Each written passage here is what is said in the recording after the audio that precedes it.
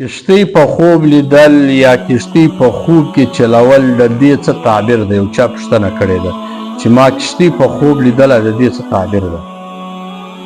نو د دې تعبیرونه ډیر دي. زه یو څو تعبیره درته وایم چې کشتی په خوب لیدل دا د خوشحالي علامت ده، او کشتی په خوب کې چلول په اسانه سره کشتی څوک په خوب کې چلوي. نو که چیرې دی مسافر وي نو دی به د کور طرف ته راسي او پر ده به مشکلات راسي، او د مشکلات وروسته به بیا اسانتیا ورباندې راسي، خوشحالي به ورباندې راسي. بل تعبیر یې دا ده که چیرې دی په غم کې اخته وي، په غم کې مبتلا وي، الله جل جلاله به دا غم ځنې لرې کړي او خوشحالي به ورباندې راولي. بل تعبیر یې دا ده که چیرې دا خوب سړی چې ویني دا غریب وي، دا کشتي په خوب ویني، نو الله جل جلاله به دغه کس مالداره کړي. او که چیرې قرضداره وي نو الله جل جلاله به د قرض څخه خلاص کړي.